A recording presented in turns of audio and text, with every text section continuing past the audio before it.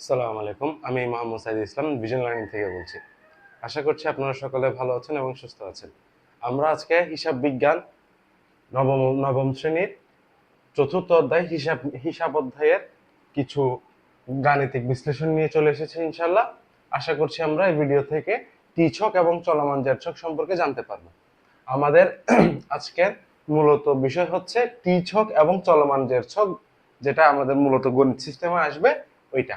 আমাদের টি ছক একটা আলাদা সিস্টেম হিসাবের ঘর এবং চলমান জের ছক হচ্ছে আলাদা একটা সিস্টেম। টি ছক হচ্ছে আধুনিক পদ্ধতি এবং চলমান জের ছক হচ্ছে আগের পদ্ধতি। আসুন আমরা শুরু করি টি ছক। টি ছক মূলত ঘর কি কি নিয়ে? টি ছক হচ্ছে টি শেপের ঘর হইতে হবে। টি শেপের ঘর মানে এরকম একটা দাগ দিক দিয়ে মাঝখান দিয়ে, যেমন এই দেখুন সোজা দাগ গেছে, মাঝখান বরাবর বিভক্ত হয়েছে, এটাকে মূলত বোঝাইছে টি ছক হিসেবে।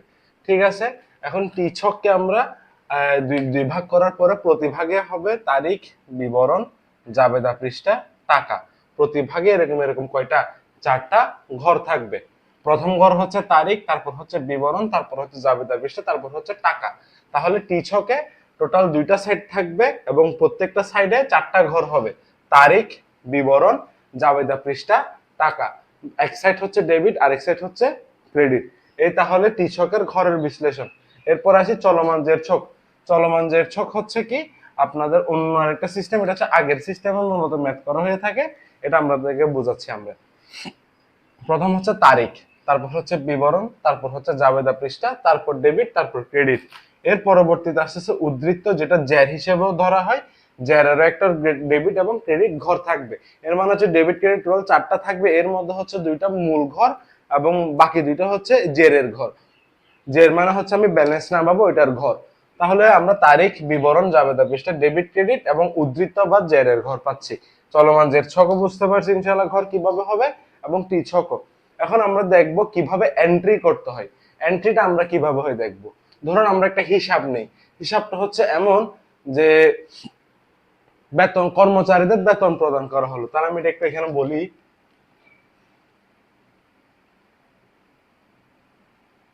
বেতন প্রদান 20,000 টাকা। ঠিক আছে, বুঝতে পারছি। আরেকটা লেনদেন আমরা ধরি। পণ্য বিক্রয় 50,000 টাকা। তাহলে বেতন প্রদান 20,000 এবং পণ্য বিক্রয় 50,000, দুইটা লেনদেন পাইছি। এই দুইটা লেনদেনের উপর ভিত্তি করে আজকে আমরা টি ছক এবং চলমান জের ছক শিখবো। আসেন আমরা প্রথমে টি ছক শুরু করি। আচ্ছা, টি ছকে শুরু করার আগে এবং প্রত্যেকটা ছকের কাজ করার আগে আমাদের একটা জিনিস মাথায় রাখতে হবে, প্রতিটা হিসাবের আমাদের ডেবিট ক্রেডিট জানতে হবে। ডেবিট ক্রেডিটটা কিভাবে জানবো? বেতন প্রদান 20,000 টাকা। বেতন প্রদান 20,000 টাকা হলে আমাদের মূলত একটা সম্পদ কমে গেছে। তাহলে সম্পদ কি কমছে? নগদ টাকা সম্পদ কমে গেছে, যেহেতু আমরা কি দিছি? বেতন দিছি। তাহলে নগদ টাকা সম্পদ কমে গেলে, সম্পদ কমলে কি হয়? ক্রেডিট হয়। তাহলে নগদান হিসাব ক্রেডিট হচ্ছে। এটাতে একটা ক্রেডিট সাইড পেলাম, নগদান হিসাব ক্রেডিট। এদিকে আবার একটা খরচ বাড়ছে, ব্যয় বাড়লে ডেবিট হয়, আগে পড়ছিলাম। ব্যয় বাড়লে ডেবিট হলে বেতন হিসাব ডেবিট। তাহলে এটা ডেবিট ক্রেডিট কি কি ভাগ আছে? বেতন হিসাব ডেবিট, নগদান হিসাব ক্রেডিট। বেতন হিসাব ডেবিট এবং নগদান হিসাব ক্রেডিট। তাহলে আমরা বুঝতে পারছি দুনো পক্ষের টাকা অংশ কিভাবে হবে। আমাদেরকে কিন্তু টিছকে এরকম একটা হিসাব দিয়ে দিবে এবং হিসাবে টিছকে বলবে যে আপনি হয়তো নগদান হিসাবে টিচক বানান, না হলে আপনি খরচের টিচক বানান, অথবা বেতন হিসাবে টিচক বানান, আপনাকে বলে দিবে। তাহলে আমরা আজকে টিচক এবং চলমান জেরছক করবো নগদান হিসাবে। কিসের করব? নগদান হিসাবে। তাহলে আমরা নগদান হিসাবে আজকে টিচক শিখতেছি। নগদান হিসাবে শিখলে প্রত্যেকটা হিসাবের পারা যাবে যদি আমরা ডেবিট ক্রেডিট জানি। তাহলে বেতন প্রদান, এই ডেবিট ক্রেডিট কি কি পাইছিলাম একটু আগে জানো? প্রথমটা হচ্ছে বেতন হিসাব ডেবিট, তারপর হচ্ছে নগদান হিসাব ক্রেডিট। তাহলে আমাদেরকে নগদান হিসাব বলছে, তাহলে নগদান হিসাব কি হবে ভাইয়া? ক্রেডিট হবে। তাহলে নগদান হিসাব ক্রেডিট হলে এটা যে সালের ম্যাথ হবে সেই সালটা দিয়ে আমরা তারিখটা বসাই দিব। যেহেতু আমি তারিখ আজকে দিনে, তারিখে একটা ডট থাকলো। ডট থাকার পরে নগদান হিসাব ক্রেডিট। নগদান হিসাব ক্রেডিট। ক্রেডিট কত হাজার টাকা? 20,000 টাকা।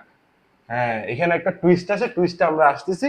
আমাদের প্রথম কাজ কি ছিল? ডেবিট ক্রেডিট অনুযায়ী টাকাটা বসায় দেওয়া। এখন বিবরণ আমি কোনটা লিখবো? বিবরণ আমি কিন্তু ক্রেডিটের বিবরণ লিখতে পারবো না। মানে কি? নগদান হিসাব ক্রেডিটের ছিল না, আমরা নগদান লিখতে পারবো না। আমাদের ডেবিটেরটা লিখতে হবে। মানে কি?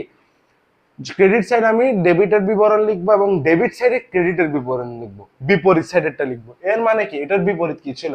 বেতন হিসাব ছিল অবশ্যই। তাহলে এটা বিবরণ বেতন হিসাব।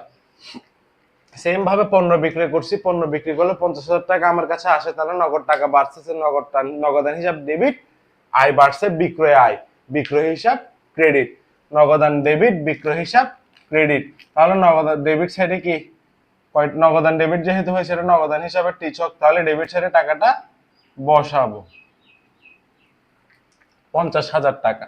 তারপর হচ্ছে এখানে কি বিক্রয় বসে যাচ্ছে, বুঝতে পারছি আমরা। এখানে বিক্রয় হিসাব 50,000 টাকা বসলো, সেম বেতন হিসাব 20,000 টাকা বসলো। এখন আমাদের হচ্ছে টিচকের, আমাদের যেহেতু লেনদেন নেই আর টিচক শেষ, এখন আমরা টিচক কিভাবে শেষ করব? এই হচ্ছে মেইন জ্বালা। একদিকে 50,000, একদিকে 20,000। আমরা জানি হিসাব বিজ্ঞানে ডেবিট ক্রেডিট অথবা যে কোনো দুটো সাইড একদম ম্যাচ হইতে হবে, ম্যাচ না হলে হবে না।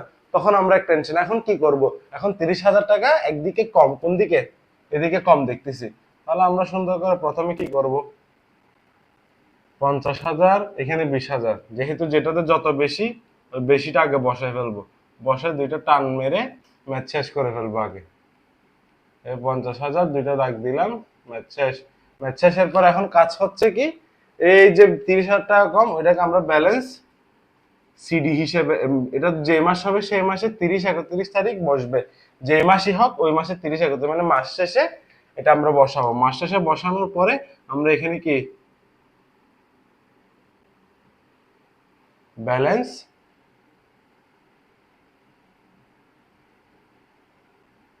সিডি হিসেবে বসবে। ব্যালেন্স সিডি কত হাজার? এই 30,000। 30,000 বসার পরে আমি একটু এখানে ঘর ছোট পড়ে গেছে, এটা একটু আমি আপনাদেরকে দেখাই দিচ্ছি আবার।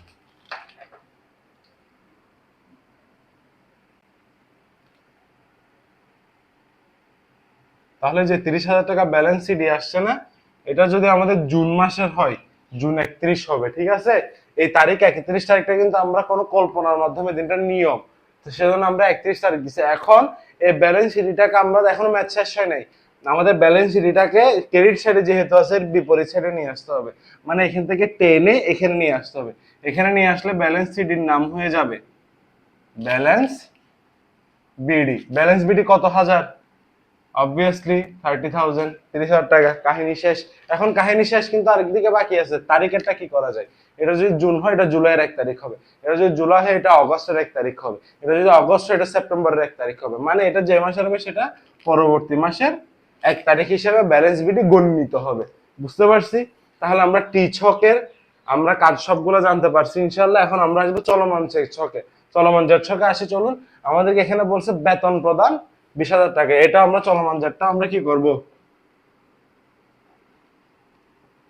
নগদান হিসাব হিসেবে ধরে রাখবো। ওকে, চলুন আমরা শুরু করি এখন চলমান জের ছক।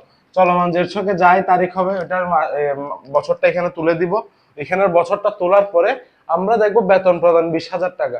তাহলে আমরা আগে হিসাব করছিলাম বেতন কত টাকা, ক্রেডিট সাইডে 20,000 টাকা। এটার মতো এটা অনেকটা নিয়ম সেম, এখানে তারিখ বসবে, এখানে বেতন হিসাব বসবে, কিন্তু টাকাটা নগদান হিসাবের যা ডেবিট ক্রেডিট অনুযায়ী বসবে। নগদান হিসাব ক্রেডিট যেহেতু 20,000 টাকা এখানে বসছে, এবং পরবর্তীতে এখানে আবার পণ্য বিক্রি করছি, নগদান হিসাব ডেবিট হয়েছে, তাহলে এখানে উল্টাটা বসবে, বিক্রয় হিসাব বসায়, বিক্রয় হিসাব বসে কত?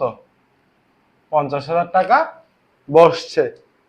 এতটুকু তো আমাদের বুঝতে পারছি যেহেতু আগের ম্যাথে করছি। এখন উদ্ধৃতটা কিভাবে না হলো? এখানে যে 30,000টা বের করছি না, এটা কিন্তু উদ্ধৃত বের করছি আমরা, সেম উদ্ধৃত আমরা এখানে বের করব।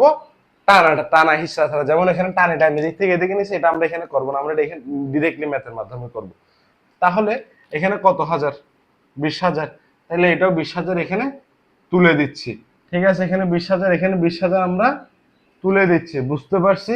তারপর আসি 50,000 টাকা যেটা আছে এটার সাথে ডেবিট এবং ক্রেডিট, ডেবিট ক্রেডিটের সম্পর্ক সর্বদা মাইনাস হয়। Credit credit plus debit debit plus debit credit minus হয়। আরেকবার শুনি, credit credit plus debit debit plus credit debit minus হবে। তাহলে এটা ক্রেডিট এবং ডেবিটের সম্পর্ক। তাহলে 20,000 থেকে 50,000 চলে গেলে 30,000 কোথায় থাকতেছে? ডেবিট সাইডে থাকতেছে। তাহলে 30,000 টাকা কোন সাইডে বসবে? ডেবিট সাইডে। এ বসবে। এই হলো চলমান জের ছক। বুঝতে পারছি? আসলে হচ্ছে নগদান হিসাবটা যদি আমরা যদি ত্রিছকটা বুঝে যাই, আমরা চলমান জের ছক একদম ইজিলি বুঝে যাব। একটার সাথে একটা কিন্তু একদম ফুললি কানেক্টেড। আশা করতেছি আপনারা এই ভিডিওর মাধ্যমে এবং এই ভিডিওতে যতগুলো কথা বলেছে এটার মাধ্যমে আপনারা ত্রিছক এবং চলমান জের ছক সম্পর্কে সকল প্রকার ডাউটস ক্লিয়ার হয়েছে ইনশাল্লাহ। আজকের জন্য এতটুকুই। আল্লাহ হাফেজ।